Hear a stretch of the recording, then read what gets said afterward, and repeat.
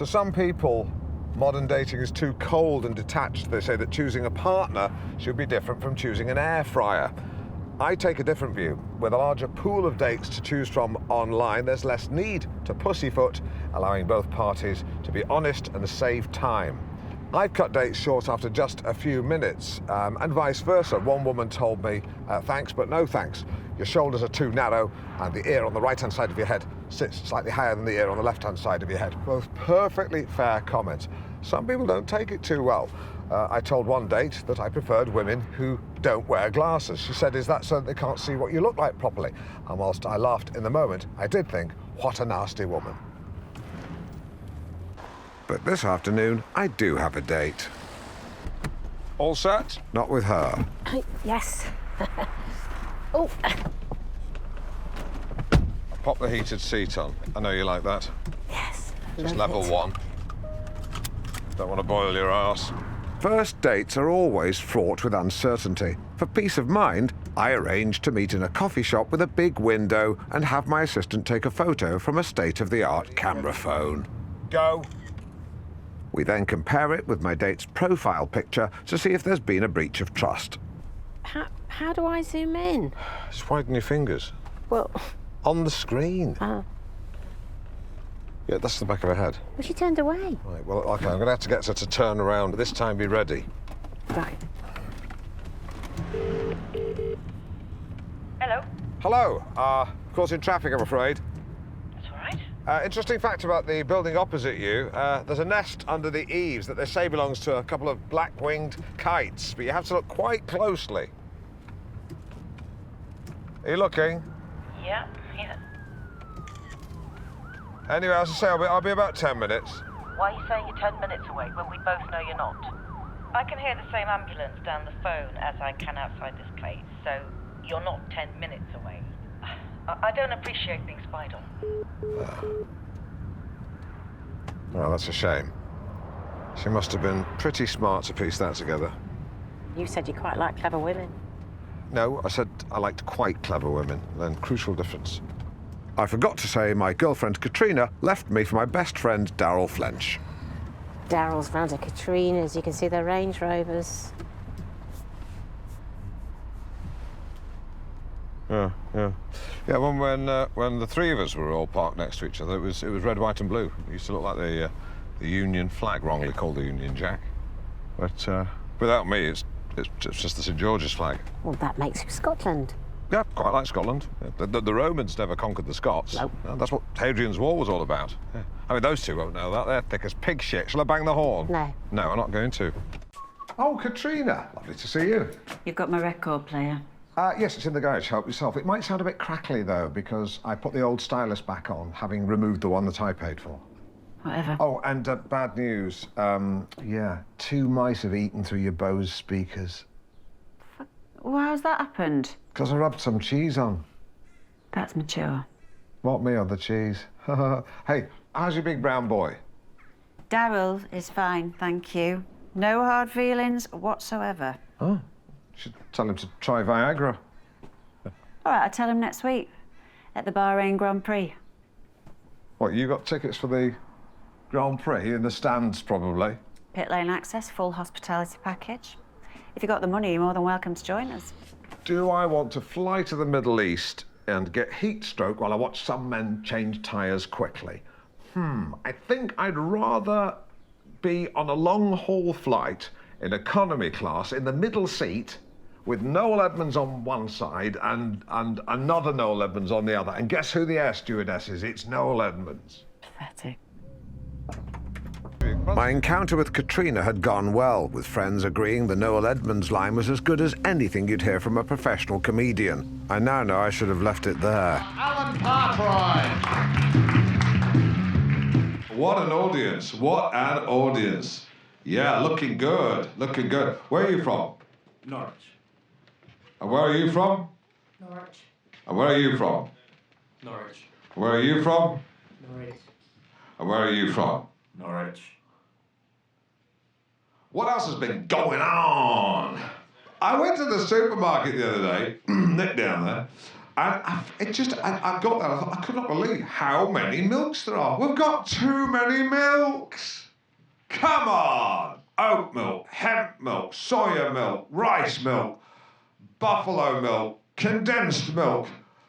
Yeah, I mean, the list goes, I've written them down here. Potato milk? You don't get chips from a cow? I've got a bit about gender stuff, can't do that, because the bar person said he is one. Oh, this is a funny... No, I can't do that, they found that body. So what else has been going on? You're at a lower. You look like you are. Was that because I bollocked you earlier? Yeah, because you were going at that. Just wind your neck in.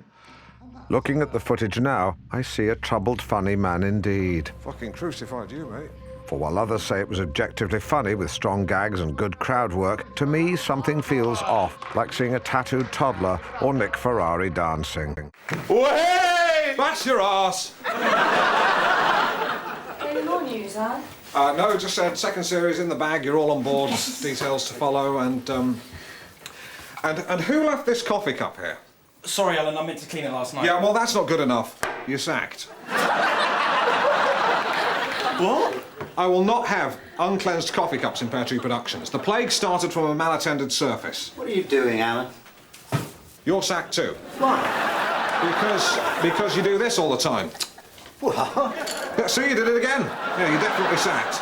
Now, Alison, you are a lady. I don't want this to be unpleasant. Are you sacking me as yes, well? Yes, I am. You rotten shit. Yeah, well, you're rotten shit too. Get your coat. Go. Start the car.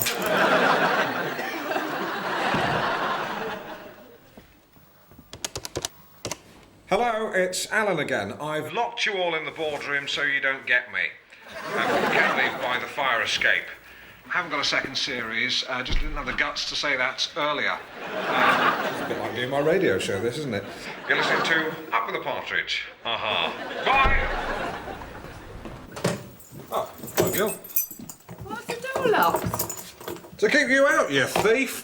What? I'm being light-hearted. Shoot your chuff through that door. Right, I got the Pringles, and that's for you. Oh, thanks. Where's everybody else? They've gone to Longstanton Spice Museum. Why?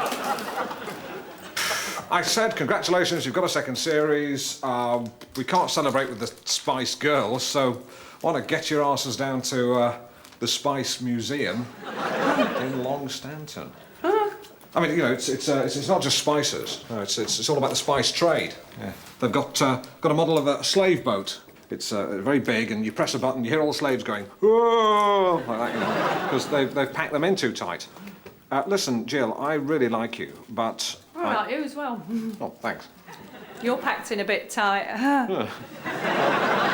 Listen, just clear something up. You know when you make those sort of risque comments, are you just flirting in that sort of crude way that middle-aged divorcees do? or do you genuinely like me, sex-wise? Well, you know, you're a man, I'm a woman. That's a relief. Your mind plays tricks. You're quite successful, you got a second series. Oh, carry on. You've got needs. Yes, I have. I've got needs. Good. Jill, is the answer to my original question, do you like me sex-wise, is the answer to that yes or no? Quickly. Yeah.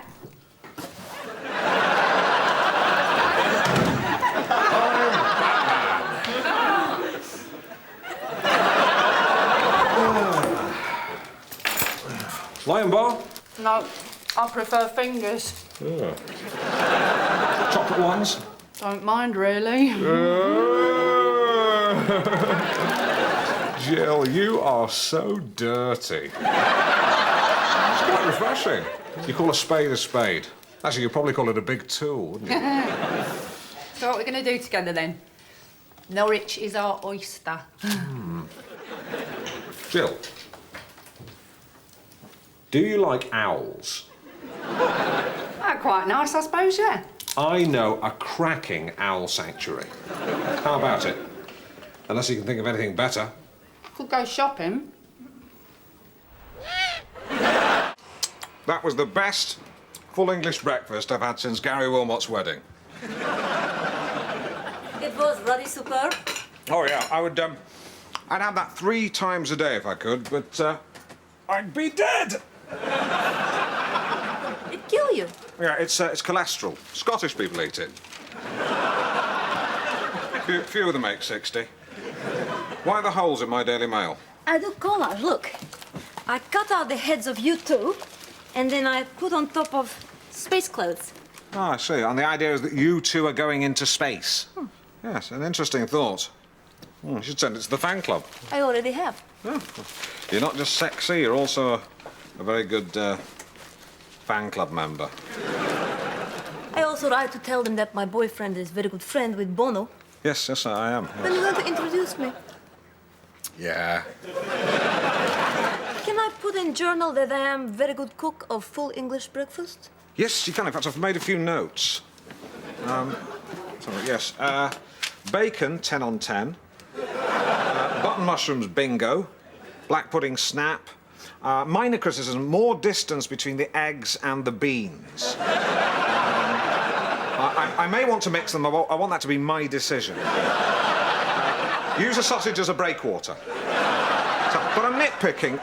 On the whole, a very good effort, 7 on 10. Let's make love. Okay. Yeah, I always find a fried breakfast makes an excellent aphrodisiac. Excuse me. You don't want to wash the dishes? Let's make love right here, right now. Okay, just pull this table away. You should feel it clipping the housing. Yeah, I'm gonna hump ya. Okay, just down that. Now that's it, yeah.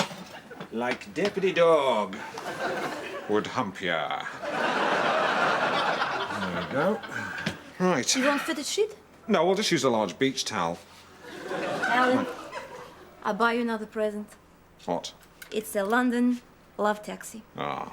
I have popped my heart in back of taxi and tell driver to go to you. Don't know what you're talking about. Just pop that up there with the others. Getting a bit crowded now.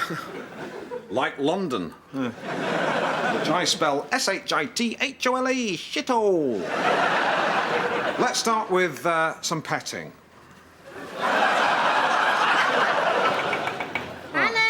Alan, it's me. Get in, Len. Len, what do you think is Sonia's best feature?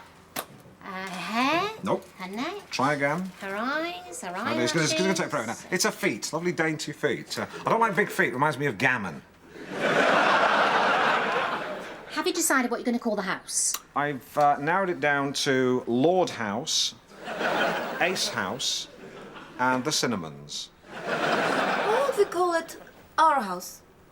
Yeah, we could call it that. Do you want to make a note of that?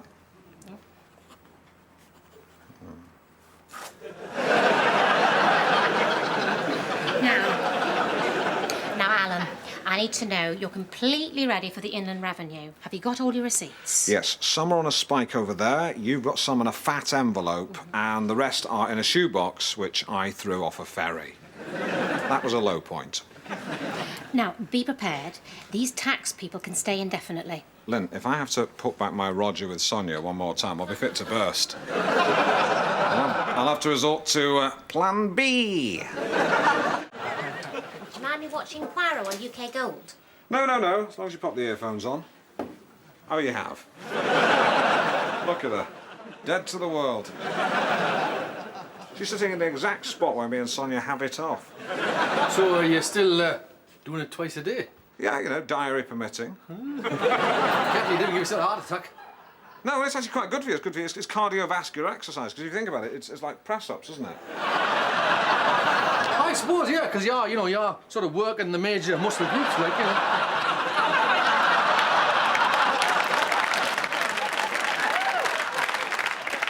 That is a woman. Oh, it looks like long hair.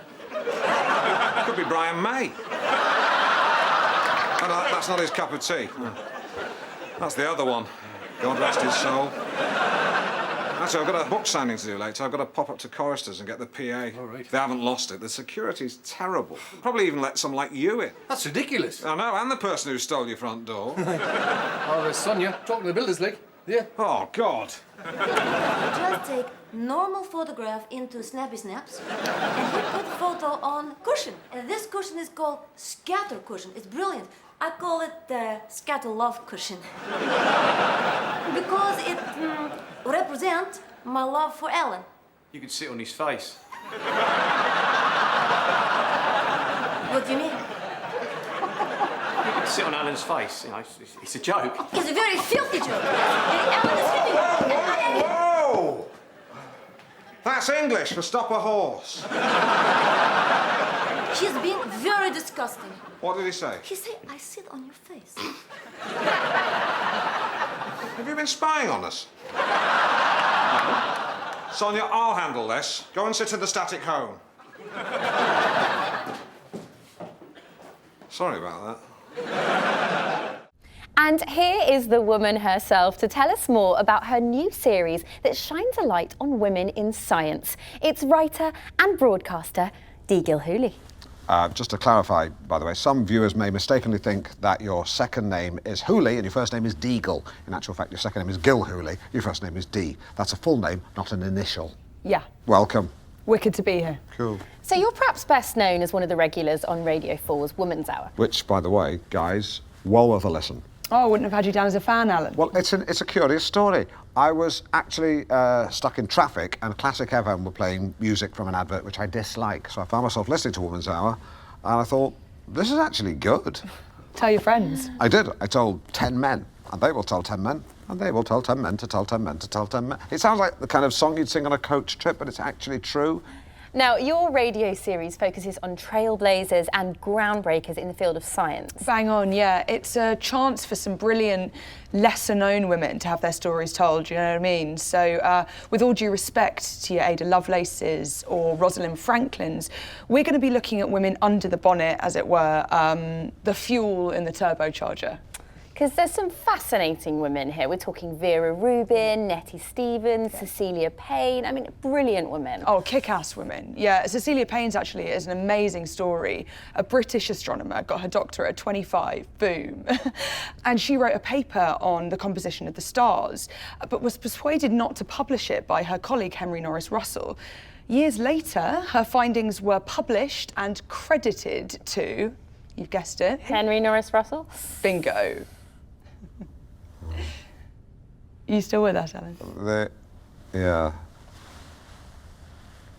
See, I'm sorry to... Actually, it makes me physically sick to say this, but I was miles away.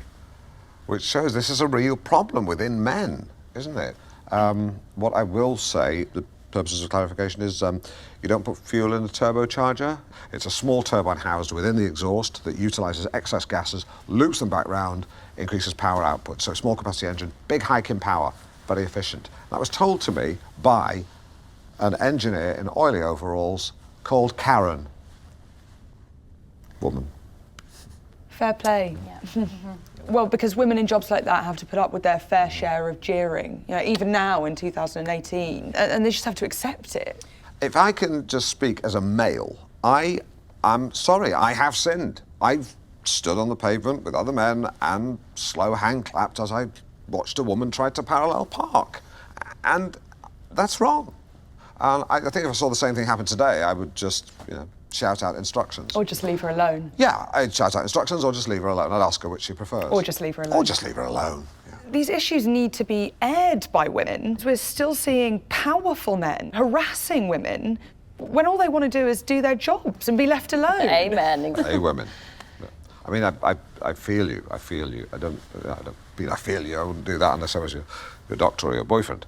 But I totally identify with what you're saying. Well, I think the Me Too's a woman thing, really, exactly. isn't it? I mean, I'm not sure it's that helpful for a man to presume to know what that's like, to be honest, but anyway. Of course it is. Yes. If men actually listened to what women were saying on harassment, then they'd shut up and listen, but they don't.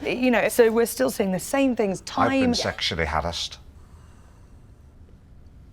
I'm sorry, I wasn't aware. It's not quite the same thing that women have been through, but it is a bit. We are so, with several O's, excited to be here with fashionista extraordinaire Tommy Chaucer. Tommy.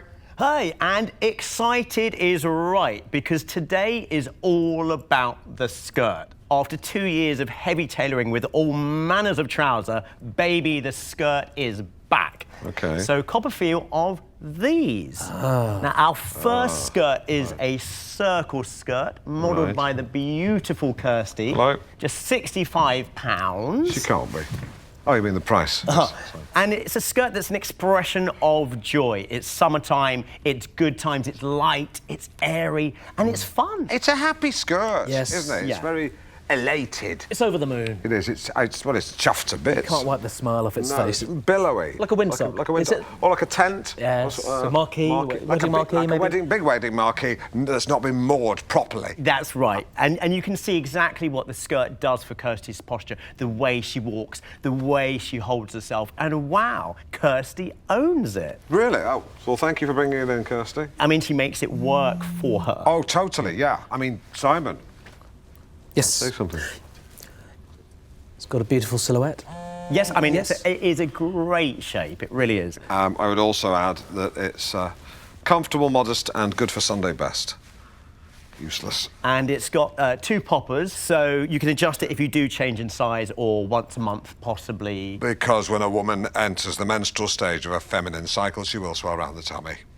So let's bring out our next gorgeous girl, Julia. Julia! Now, this is a Dirndl skirt. Now, this I love. It's shaped like a bell, concentrated around the waist, around the hips, and this one is very on trend. It is like a stripy bell with her legs as the hammer. Feel the fabric, Simon, then talk about it. Really? Yeah, yeah. Have a feel. Feel the fabric. Oh. Yeah. Decent. Yeah? Exactly, and it's Decent bit of skirt. So, no, sorry, I take that back.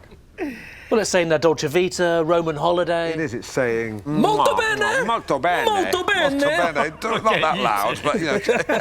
There's no getting away from it, Tommy. Sometimes Simon and I can be outrageous, really can. Let's look at another woman in a skirt. Our next skirt is modelled by the lovely Louisa. Oh, very curvy stripes, like she's been squeezed out of a giant tube of Colgate lady paste. And we've paired the skirt with daring red shoes that really draw the eye. And it says, I'm on the town, it says, I mean business. It says, I'm comfortable, but I'm nobody's fool. Yeah, it's saying, I'm a whirling dervish. Yes, I like to go to the office, but sometimes I like to sit on a park bench with Ryvita and Philadelphia looking sad. But it's also saying, I'm happy, I like to leap in the air and sing, whoa, body form. That's, yeah. It never bloody shuts up, this yeah, skirt. well, What are you talking about? it is a stripy chatterbox. It is. Skirt. It's a magnificent skirt. Tommy, join me at the lady. I think this look works for Julia, but I can also see her perhaps with her hair up. Totally. Excuse like me, my this. darling. Thank you, darling. Maybe a shocking pink clutch bag, sleeves pushed up, LA Law style.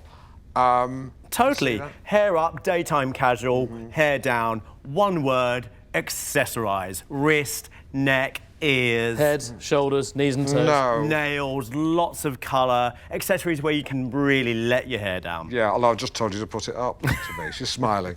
Earrings, maybe a couple of big hoops. Just toss your head back and shake it around, let them clank against your neck. Thanks, Louisa. Thanks, sweetheart. That was sensational.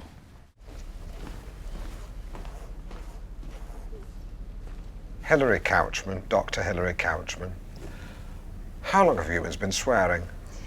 Well, curse words or vulgarities go back really as far as language itself. But when it comes to written English, we find profanities cropping up from the 13th century. So, something like this. Should I wear gloves to handle The this? protocol is that the curator handles the material. Oh, OK, right. I'm pretty sure I've seen Dr. David Starkey handling stuff like this on TV. And I've even seen them let Tony Robinson have a fiddle. The protocol is the curator handles the material. You said that. Do they ever let you guys go to an area just to relax? Because they should do. Maybe that should be part of the protocol. Swearing, swear words. One of the more prominent words is the word f***, but cunt too is also common across the Germanic and Scandinavian languages. We also find uses of piss, Well, shit, beef is out. What areas would these profanities emanate from? I'm thinking Manchester, Liverpool. No, from across the whole country. Okay. Now, what we have here are parish records from Drayton in Shropshire. When would that be? 1295. That's what these trousers cost. So, what these documents show is how the earliest instances of swear words were typically found in the names of places or people. So, surnames often describe what someone was or did. Right. Here we have a listing for Henry F***a-beggar. Goodness me. Now, back then, the word f*** didn't have its current meaning. Okay. It actually referred to hitting or striking. Right, good. Well, hence the phrase, let's hire some Albanians to f*** him up. So there are terms that have fallen out of use. So here in 1740, we have the term rantallion, which means one whose scrotum is so relaxed as to be longer than his penis. One wonders whether that's due to a truncated member or distended testes. Well, I guess it's just chicken and egg. We also find some fairly vulgar slang words for penis, such as beard splitter and arse opener, whilst fellatio was known as bagpiping. Oh, makes sense. In the 1785 book, the Classical Dictionary of the Vulgar Tongue, we find the term to huffle. Would you like to have a guess at what that means? Oh, gosh, I'll have a bash. To huffle, the act of putting my head between a lady's breasts and huffling. You get the picture? No, it's another word to fellate. Right, okay. I always find it amusing when I ask people that question, what answer I'll get. Right, well, that's an interesting part of the protocol. Thank you very much, Dr. Hilary Mantell. Couchman. One who likes to squat over another... It's my surname. Right, yes, of course. A baby leopard seal there called Silas. And Silas is one of the stars of Ice Pups, a new documentary following a pack of leopard seals over one Antarctic winter. Hydrogeleptonics, to use the Latin term. Yeah, I'm doing a little bit of reading, so... Someone's very keen. Yeah, well, I'm keen. I'm keen to give of my best. Here to tell us more about these mustachioed mammals is the show's creator, Alice Clunt. Welcome. Oh, it's Alice Fluck. Right, I see what I've done.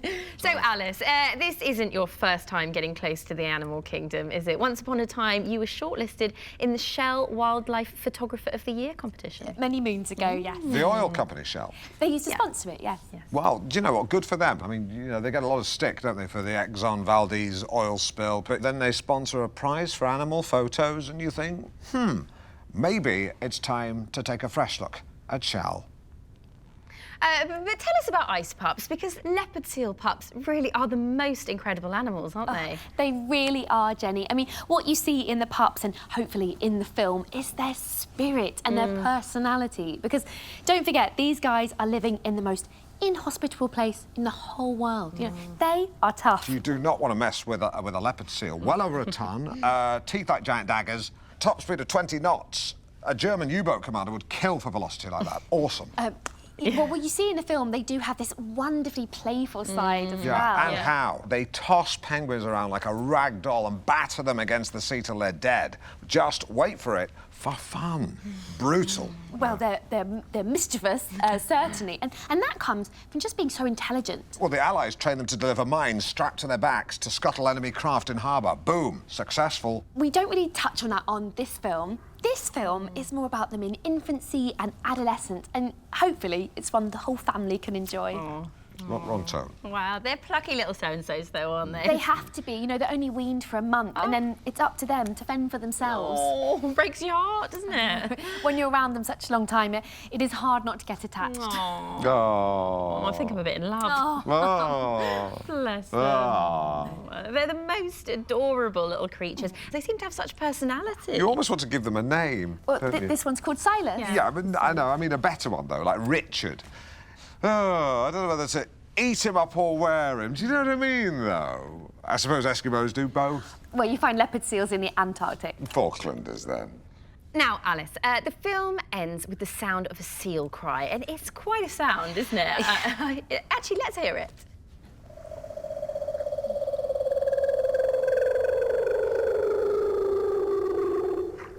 It's not a sound you forget. No. When I heard that, I had an overwhelming sense of Gary Newman. And you know the other musician I was thinking of? Don't know why. Seal. I do know why. It almost sounds sort of philosophical, doesn't it? I don't think that's the right word, Jenny. I think it's remindful. It reminded me of my granddad. Did it? Yeah. He made funny noises and he had whiskers and he liked fish. He was a smashing granddad. One of my earliest memories, actually, is him taking me to the fun fair, and me asking for a candy floss, and then eventually he gave in and got me one, and took me home, said goodbye, but left his hat. And when I ran to the bus stop, he wasn't there. And I saw he was walking up the hill. That's when I realised he'd spent his bus fare on my candy floss. Grandad Graham. Grandad. And you can see the whole of Alice's film on BBC One tomorrow night. Alice Clant. Fluck. Fuck. Fluck. Thank you very much for joining us.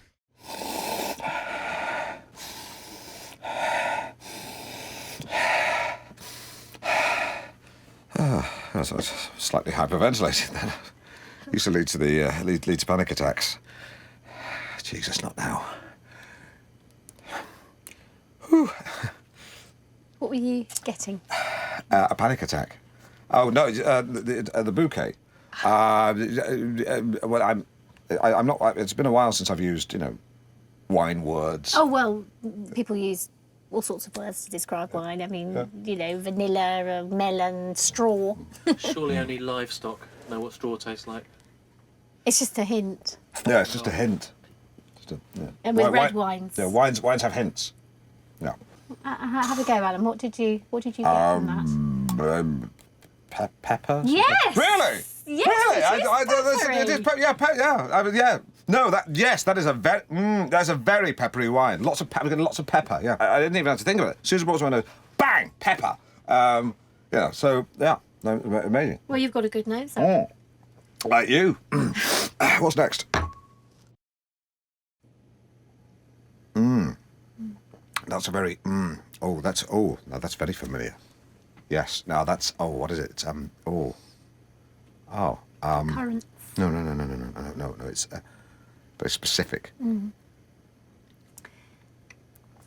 Well, it's musky, so No, it's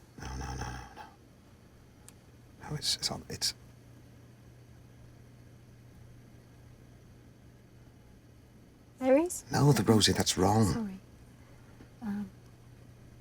It's cherry. Cinnamon. No.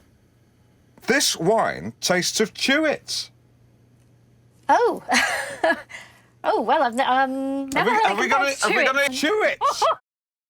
Now this Chardonnay from Devon is exceptionally well balanced. Rosie, it's great. They're all great. Fantastic. Nicely fruity with a long finish. Yeah, it's. What does that mean? Well, it long means finish. It means the taste lingers on the palate. It does. It does. It lingers on the palate. Absolutely. Like a lazy forklift truck driver. He would linger on the palate. Oh yeah. Oh. Yeah. Not bad. Not bad. Keep talking. Well, so it lingers on the palate, and the taste, therefore, will. Oh, right, you all right? Yeah, that's just this thing. Oh. Here. There we go. Just. No problem. Just go on. So what are you saying? So is that taste lingering for you? Yeah. I can still taste it. Definitely. Yeah, still there. Well, you will. You will for some time. Yeah, it's got a. Still there. Yeah. I mean, we can't wait till the flavour goes before we carry on the conversation, because it's because it's a long finish. It will be there for some time. No, it's gone. Cheers. So cheers. Anyway, which of the wines did you like best, Alan? I'm curious to know. Which is the most? What are the prices individually? Bottle to bottle. Right. Well, This one here, this is £6. This is £8.95, and this one's quite pricey. It comes in at £12. That one is the one I think had the best flavour. Today we're talking condiments. You're stuck on a desert island. You're allowed one condiment. Which is it to be? John in Sproston. Ketchup. Harry in Bodham. Mustard. Kev in Norwich. Gravy. That's not a condiment, it's a hot sauce. Bristol then. That's a brand of gravy. Bronson pickle then. And that's a relish. It's 8 minutes to 12 in less than 1 hour. Mustard. Myself and sidekick Simon Man the barricades. will come face to face with one of the most beautiful women in the world. Anthea Turner. Anthea the Body Turner. Ooh. You like her, do you then, Alan? What man doesn't? Seriously, what man doesn't? Oh, no, hardly any. Exactly. She... Stevie Wonder. or Ray Charles. Any blind man. Yeah. She is the Ford Escort Cabriolet of middle-aged women. Sleek, petite, a little bit racy. 0% finance available. It doesn't even make sense. But it's still funny. It's still surreally funny. Which is why we booked you.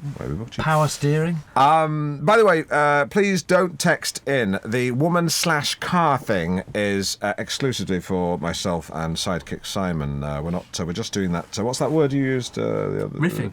We're riffing. We're jamming. Yeah. Well, riffing. Yeah. And I can say it's always like this, isn't it? It is, we had brunch.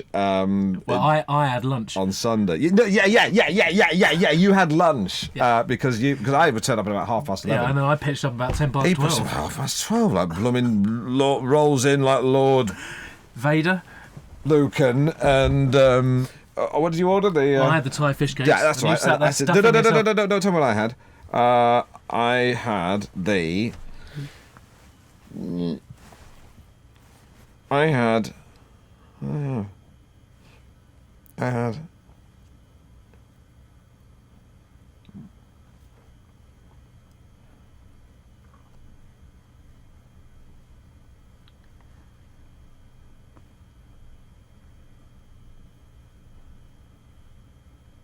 Can't remember. You're listening to North Norfolk Digital with Alan Partridge. No, it's gone. You right, Alan? Yeah. Yep. Thought I'd lost you there. Away with the fairies. There's only one fairy in here. Yeah, I'm looking right at him. Hey, you cheeky tit! This is great banter. It really is. So anyway, there we were having lunch, brunch. Call it. What do you call lunch and brunch when they're combined? What's the blunch? Is it a blunch?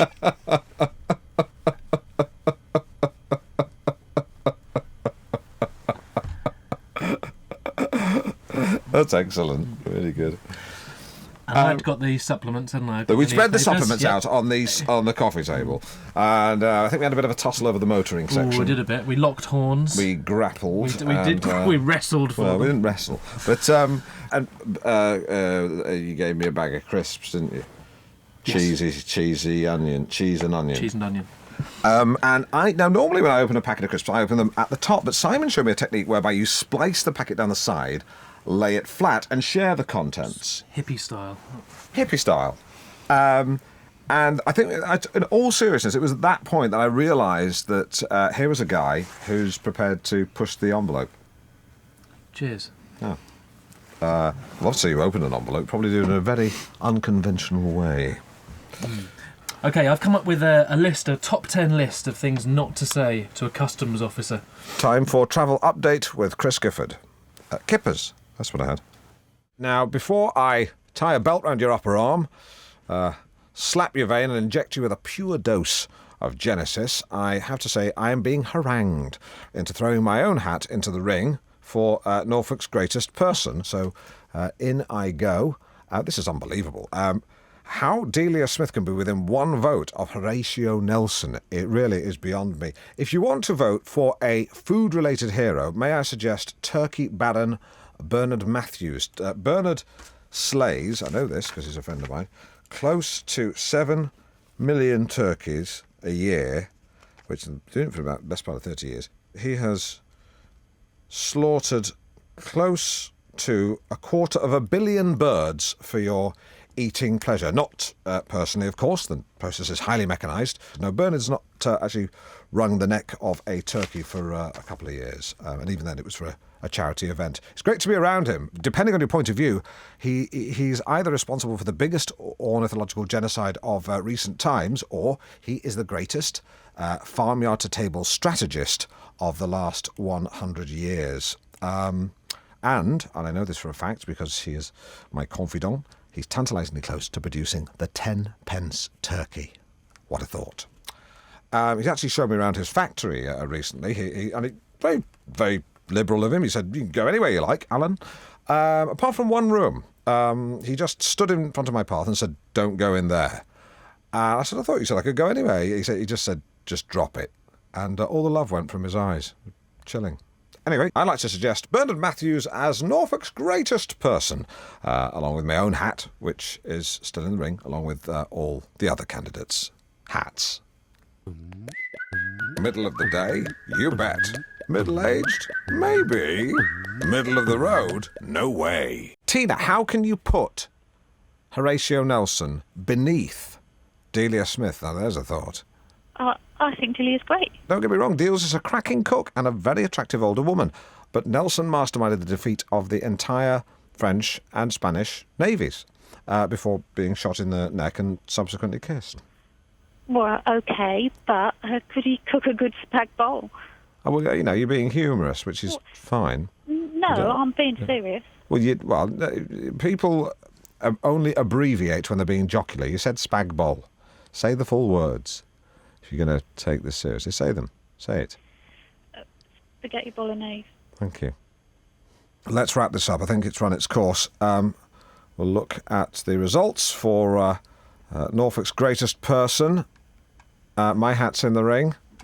Actually, I'm going to take my hat out. There it is. It's a tie, a dead tie between Oliver Cromwell and Horatio Nelson, exactly as I predicted. Why do I bother? That's rhetorical, by the way. Please don't text in. I know why I bother. But I'm not prepared to go into that now, because right now it's time for Surname Mastermind. Hello, Chris, on line 1. Are you there? I'm there, yes, I'm here. Chris, are you ready to play Surname Mastermind? Yeah. OK, here we go. Cheryl, Ashley. Cole. Correct. Simon, Yasmin. Le Bon. Correct. Michael, Shakira.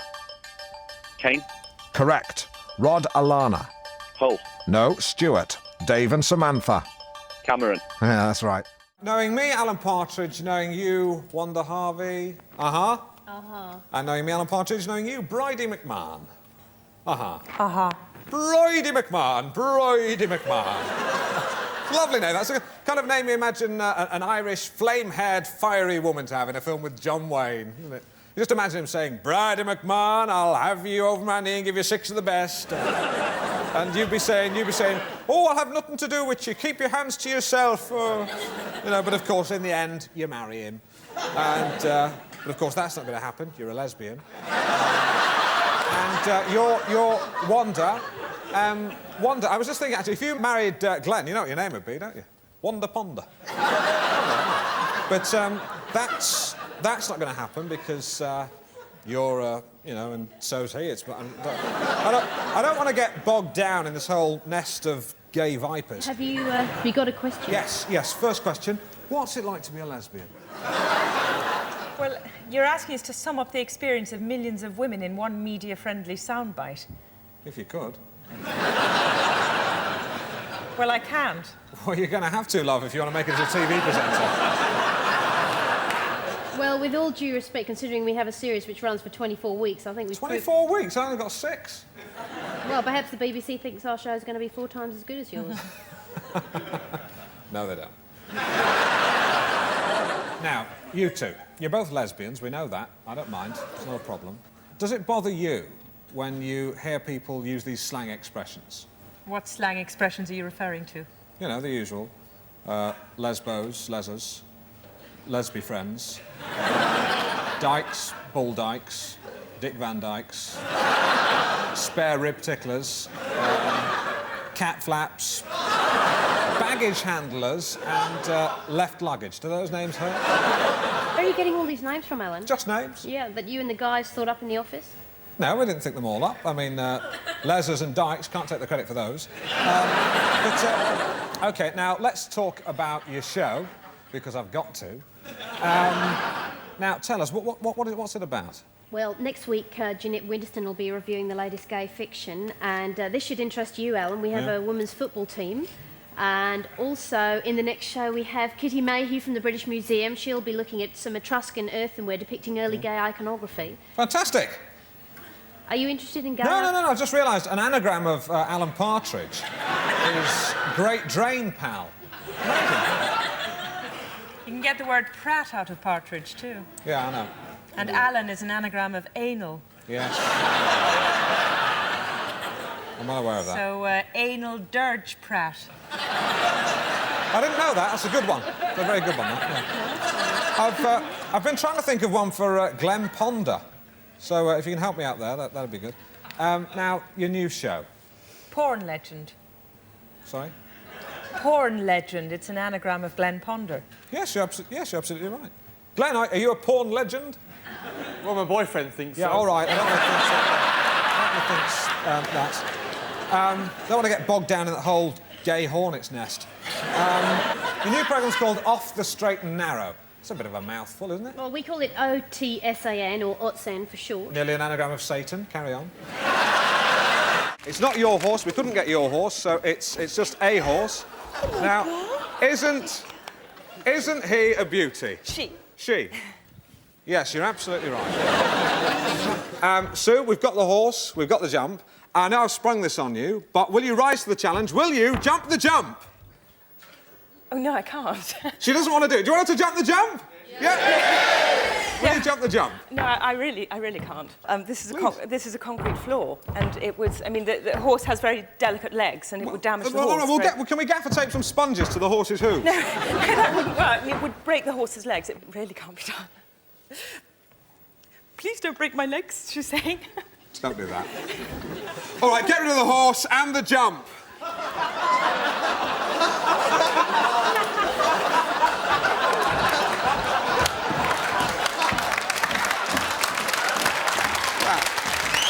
That's your fault. She was nervous. You know, you really ought to get a dustpan and brush and tidy that up.